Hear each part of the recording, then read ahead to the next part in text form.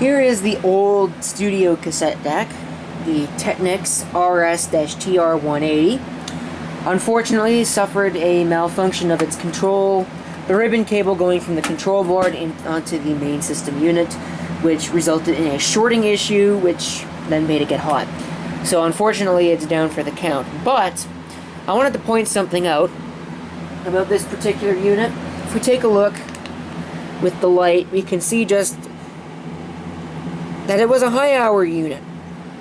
You can see very clearly that it was high hour because of all of the dirt that is all over the place on the, those are the pinch rollers.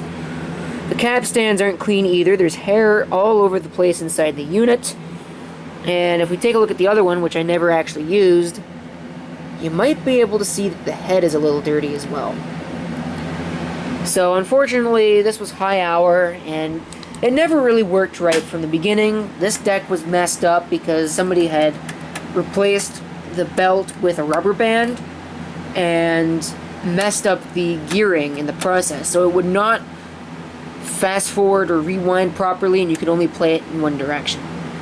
So that was an issue. And then this one, they never did replace the belt in it, so it was missing a belt. I couldn't figure out how to get it apart. So that was it for that. And then it just totally died. So, yeah, that was the end of that. This one's going to probably be heading off to electronics recycling in the not too distant future, because I don't think there's really anything in this. I might save the power distribution board and the main board, and I might sell that on eBay or something, but I don't think it's worth anything. So you see, that left me with a little bit of a dilemma. I have this candle boombox here that I was using for cassettes, but when I got the mixer, I no longer had cables to use the boombox. So I was stuck without a tape deck for a while, and then I bought this.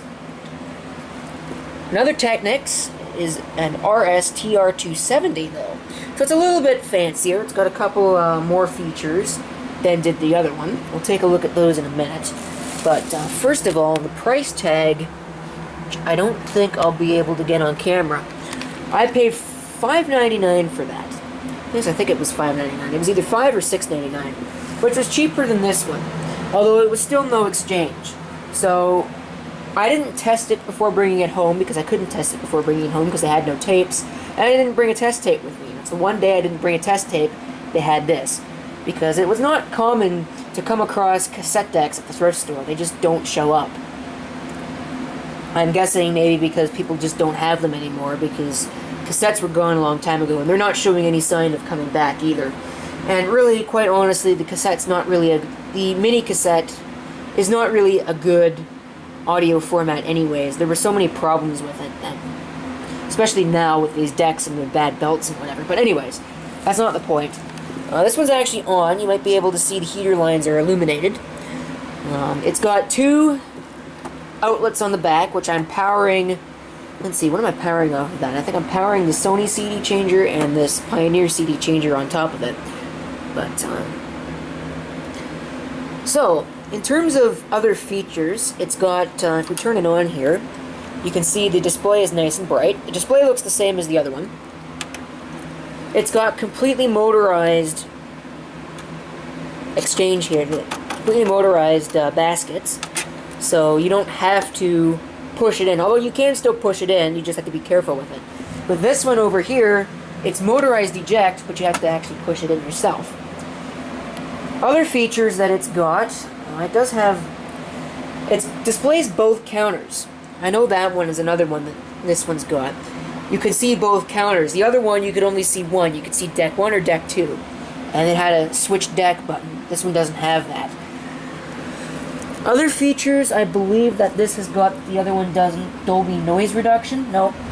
They both have Dolby noise reduction, but you can see the deck 1 or 2 switch. It does have synchronous start, which I believe, yeah, synchro start right there. It's got a record, an auto-recording mute. I'm not quite sure what that does. I believe that's so that it adds an extra 5 seconds onto the end of the recording. A pause button for this deck only. And your transport controls. It's got separate transport controls for each transport, unlike the other one, which shares transport controls. It is still electronic, completely, microcontroller based. What else does this have?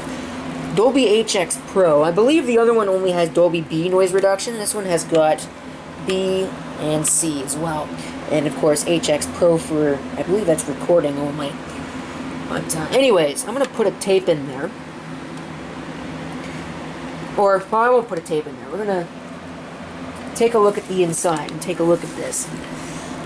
And you can see that the mechanism is in much better shape. There's still some dirt in there, but the pinch rollers are almost perfect. There aren't a lot of hairs.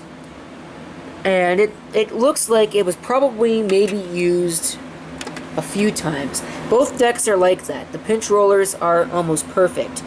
And the heads are not even dirty. Both decks play perfectly. The belts are in perfect condition. At least they are for now. And I hope they stay that way because I don't really want to take it apart. I don't want to see what kind of horrors lurk inside. Like there could be a mouse or a rat in there and I wouldn't even know it. But there you go. So stay tuned and there will be some demonstration sounds at the end of this video.